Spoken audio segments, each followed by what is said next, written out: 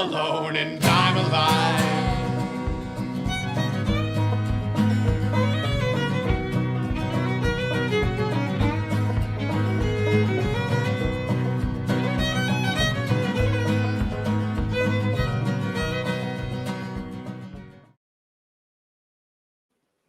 Welcome to Talkin VAWLS, episode number 135, Georgia post-game edition. Tennessee improves to 14-4, 7-4 in the regular season or in the SEC play. 89-81 over Georgia Bulldogs. A little bit closer than I was expecting, especially after halftime. First half, Tennessee dominated. First half jumped out to, 18-point lead at halftime. Really struggled the last 7, 8, 10 minutes of that basketball game. Had to hold on for a 89-81 victory. My name is VAWLS JP. I'm Dauber. What's happening? What's going on, everybody? It's late night with Talkin VAWLS. Man, that was a marathon. I thought I was watching a SEC football game on the SEC or on the CBS. Oh, man. It was taking so long. Man, it was a marathon for sure. Let's run down the chats. Who all we got in here with us this evening? Foxtown Men saying, why does this Biscovi find ways to get undisciplined? Love the guy, but he's causing UGA to come back. Foxtown was in saying a few things there. Donovan Milliken's with us. Scored over 80 in 2 straight conference games. Lost their focus. Good win overall for sure. Got Chris Mansfield in here with us saying GBO. It was a good win. A really good win for Tennessee. I thought they come out in the first half, just played excellent basketball, both ends of the court, was really on, shot it well. I thought that it was really good to see them come out and have a really good offensive performance with the news that Pons wasn't playing. But man, it just really bothers you to see this basketball team again just kind of just go in this funk and just struggle protecting the basketball. We saw it last week against Ole Miss, and it was very eerily similar to that same performance tonight as far as the last 7 or 8 minutes there. What do you think, Dauber? Yeah, I totally agree. It's another thing that has been exposed on this team. You bring the pressure, and they're going to struggle getting the ball up the court, dealing with either a full or a half court press. They just don't. It's lacking that true point guard, somebody to handle the ball and bring it up the court. It doesn't seem to matter who they get doing that at the end of a game or in a pressure situation. They fold, they crumble. We had a couple guys there commenting on Vescovi. Man, a couple times tonight, just really questionable calls, getting up in the air and nowhere to go, and then it just stuff that you wouldn't expect from guys in a D1 school. You should be able to handle a press. You would think so, because that Barnes and them practice that down there. But I don't know. It's just really interesting as to why that we can't handle that press any better. Because anytime that a team turns up the heat on us, it's just like that. We just go into this funk where we can't even get it up to half court most of the time. But we saw it last week against Ole Miss, and I know one thing. I'd hate for this basketball team to play that the old Jerry. What was his Jerry Tarkanian? What was his name out there? UNLV. Yeah. Or Nolan Richardson. Nolan Richardson, there at Arkansas for sure. Let's hit this super chat. We got our buddy Dustin Sellers with us. Not Dustin's. We appreciate you always being with us. Always dropping a super chat. We certainly appreciate it, buddy. Big time point right here. Yeah. Still having issues putting a full game together, but an ugly win is a win. Nice to see we can do okay without Pons. we got a little too comfortable. GBO. And I think that's what you take out of this game. I like to see the fact that it seems that this team has maybe found a little bit of an identity. We seem to have gotten the 5-star freshman jump started. Johnson and Springer, the second half of the Kentucky game, just sort of, kind of found themselves. And it carried over into the early part of this game. What did they start? The team as a whole offensively started, hit their first 8-9 shots, something like that. I mean, just like you said, the offense just seemed to be clicking early on. And it's especially good to see without Pons. We had some, hiccups through the game, and we've talked all season about how this team, they sort of hit a wall or they go through a spurt where offensively they're not scoring, or defensively they couldn't catch a cold or guard anybody. And we saw a couple blow-bys tonight defensively.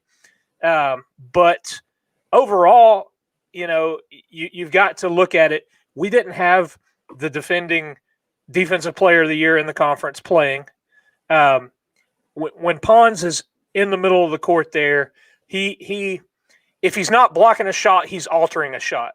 And that there is a big miss when he's not out there.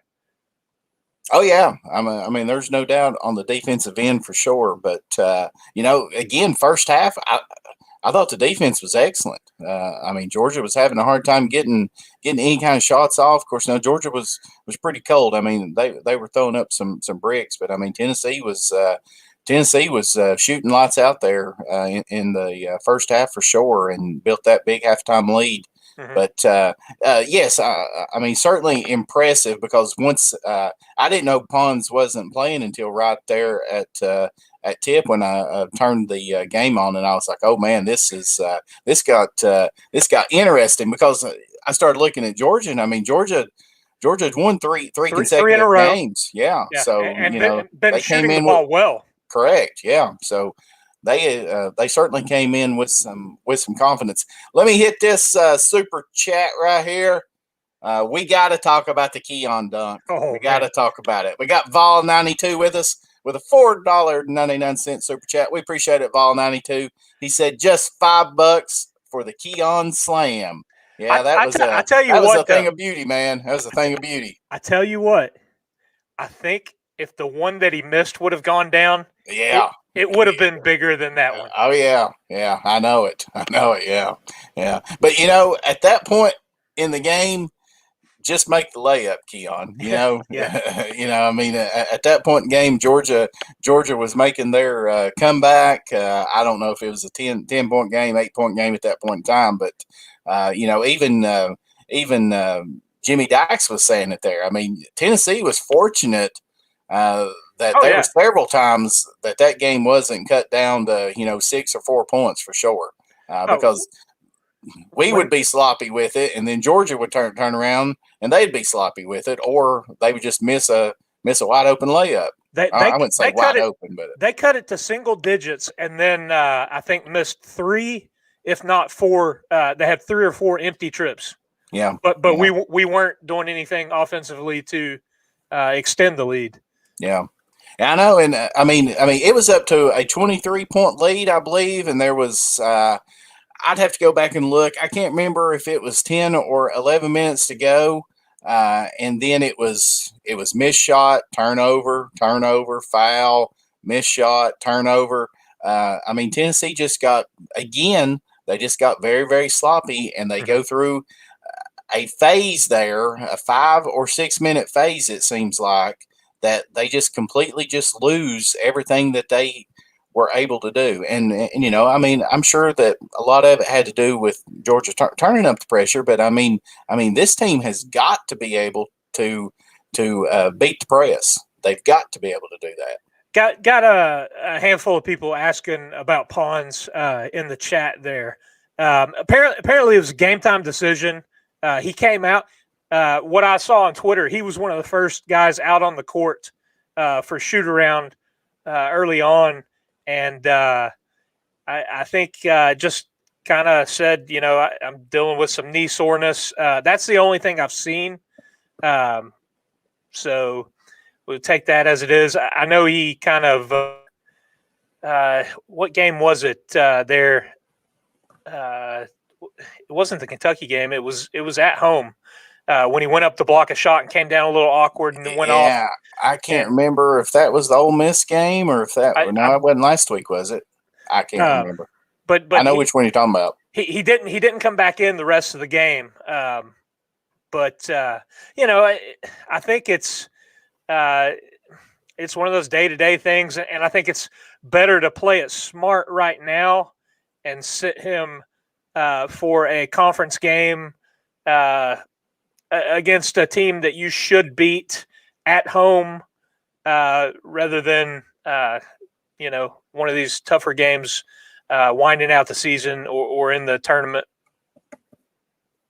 Yeah, we got John wanting to know what the top 3 Tennessee dunks you've seen. Oh gosh, I mean, I know the one a couple of years ago in the tournament, SEC tournament, Admiral Schofield did. He dunked over, and then there was one that Jordan McRae did on a run out where he done a 360 dunk. You had the Bone inbound play where he caught it and was way back here. Yeah. I want to say that when I was in school down there, there was a Marcus Hayslip one that was he just absolutely dunked over. I want to say it was maybe 1 or 2 guys that he just went up and over and it was, of course, being there and seeing it live is a whole lot different. I mean, they weren't shy about showing that replay tonight. No, they kept showing it over and over and over and over, which, of course, with it being Keon and Tennessee, I didn't care for sure, but yeah, with that for sure. But we got Paul Camp. He's saying we're just happy to beat the Dogs. Yeah, I agree. I mean, I'm not going to complain about it, but just moving forward again, I mean, this basketball team is just not consistent. They're and it's not from night to night. It's from 5 minute stretch to 5 minute stretch. I mean, that's the thing with this basketball team. But I don't even know if we've even given a shout out though to Jaden Springer, career high 30 points tonight. And I mean, I can remember watching Chris Lofton and Lofton scoring 24 and thinking, man, this guy is absolutely on fire, And now, I mean, Springer drops 30 tonight, and you really didn't even really notice it, honestly. That's what I was going to say. It was a quiet 30 points. Yes. Yeah, I'm telling you that kid is he's a really good basketball player. Still, him and Keon still, they can turn it over too. Yeah. That's the main thing. The 2 main things with this basketball team that I see, Dauber, that could potentially keep them from going where that they need to go is turnovers and not valuing the basketball. And then also, again, the rebounds. I think that we continue to struggle rebounding the basketball. I know Pons wasn't in tonight, but outside of him and Fulkerson, we just don't have any size there. And I think that many will say that James is probably our best rebounder, and he probably is. But he's 6'5". When you're going up against teams that's got 6'8", 6'9", 6'10" guys, it's gonna be tough. Going to be tough for sure. Yep. Sorry, I was getting caught in the chat there. Yeah, I mean, it's one of those things. I've kind of said it all year. you're talking about two true freshmen, and you're talking about a entire team that missed so much time leading up to the season. They just needed some time, and still, I think, need to work out. That kind of vibe together. You look, you had with Pons out tonight, you had a different starting five than you normally would. Yeah. And I think we've seen leading into the season, we thought, man, this bench is deep. That's going to be such an advantage. You've had guys play and contribute, but really, when you get down the bench, past that seventh player or so, there's not a lot of there's not a lot of production. Yeah, there is a huge drop off. Yeah, I don't even think Kama even played tonight. I recall seeing him late in the second half, and he still had his shooting shirt and pants on. Yeah. We've talked about Uros. Plays very soft for a 7-footer. Anasicki plays hard, but I still think that he with him announcing he's coming back next year, I think I look for him to have some growth and really kind of emerge into a player that can have more impact. Because right now I think he just kind of gets banged around, and he needs to be stronger at the rim and learn to finish those shots. But that can be said for a number of guys on this team. Yeah. We have trouble finishing around the rim. Yeah.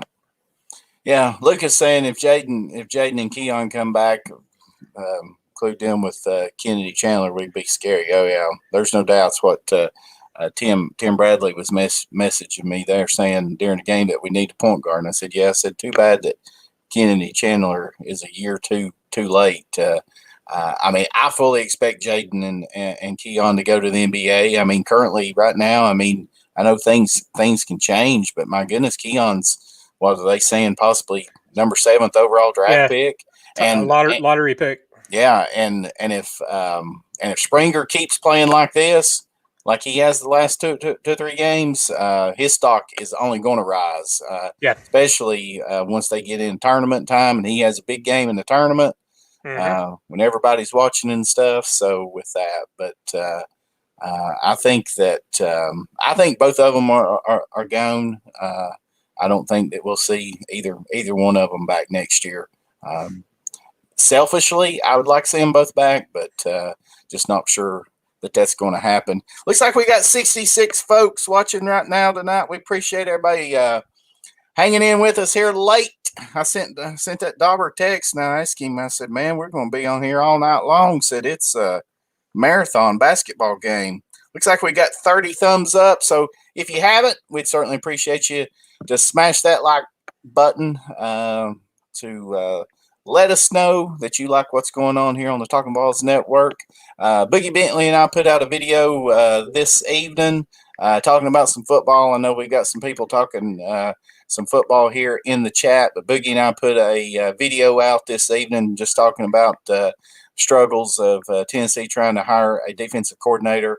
And I'm sure as soon as it's announced that Tennessee has a defensive coordinator that Boogie or one of us or some of us, all of us, will be getting something together and posting it, talking about it. But with that, so Dauber, upcoming game Saturday against LSU. I'll just go ahead and admit it. Outside of Kentucky, LSU is my least favorite SEC basketball team, and it all starts with that head coach. How does he still have a job? Yeah. How does he still have a job? Yeah. I've said it on here many a times. I don't understand that. And knowing the struggles that the football team is possibly going through with the issues with Pruitt and all that craziness, and the fact that LSU still has their basketball coach who has is on recordings talking about paying their point guard is still playing. That's smart kid talking about paying him that. Yep. And somehow he's still eligible to play, and somehow Will Wade is still coaching. So, but I admit, I know that LSU has record-wise is not all that great this year. I know that they've struggled, but I'll tell you what, though, LSU always gives Tennessee fits in basketball, and they got strong guard play, and that's scary. In my opinion, I think Saturday down at LSU will be a tough matchup for sure. Oh, yeah, I agree. Even in this COVID era with limited fans, going on the road in the SEC is still going on the road in the SEC. And considering this Tennessee team has one of those little numbers beside their name, night in and night out, you're getting your opponent's best shot. That was one thing I caught on the game tonight. The commentators were saying Tennessee is the only SEC team that has been ranked all season long. Yeah. I know it. So I just think that'll be a tough basketball game. I think that definitely that we are going to need Pons Saturday. I hope that his knee is better and he can give it a go. And certainly I think that this basketball team Saturday is going to have to come out and they're going to have to protect the basketball. They're going to find a way to get some rebounds, and they're going to have to be able to stop the drives from LSU's guards for sure. Yeah, I mean that's something that we've seen exploited this year. So yeah. Going back, I wanted to say about the Kentucky game. Always good to go up there and win. Since we didn't go live after we had Indy Kid doing a special orange blazer that was live right after the Kentucky game. We did have a guess the score contest for that, and Kevin Bear and Karen Torres were the two that got the closest. So I think Congratulations. I think I've got Kevin's shipping info. If not, Kevin, I see you in the chat. Go ahead and shoot it to us on Facebook or on Twitter. And Karen Torres, you do the same, and we'll get you some of these sweet Talkin VAWLS hologram stickers out in the mail to you. What do you think, JP? Do you want to do one for the LSU game? We can. Yeah. Let's go. Let's change it up a little bit. Let's go leading scorer, since this team has been so. They've had the scoring spread so, around. You can't really pinpoint one guy that's going to light it up every night. Throw in the comments after we go off the air, and this uploads to YouTube. Go in the comments and leave who you think will be the leading scorer for the Vols on Saturday against LSU. So who is going to be the Vols' leading scorer on Saturday against LSU? I believe tip is at 2 o'clock, I believe, if I'm not mistaken. 2 p.m. 2 p.m. with that. But again, after we go off the air live and it uploads to YouTube, go in the comments and leave your prediction as far as which Tennessee basketball player is going to be the leading scorer and how many points that they're going to have Saturday. And the closest one to it, we'll send you all some of those sweet stickers that Dauber had there. So with that, so right quick, I want to share out, just want to mention our merchandise that we've certainly still got. And Boogie updated this to where we've got it all on one page now. So let me get that up here on the screen. Whoa, is that really big, Dauber? We got the new Mount Rushmore shirts. Mount Rushmore. These are really cool shirts. Wiggie's stepbrother worked on those. Got all the Talkin VAWLS emoji heads on there. We got those. We got those in the t-shirts and then also in the hoodies as well. So anybody interested in that? Then we got all of our other merchandise. We still got our VAWLS hoop shirts. Those are really, really popular.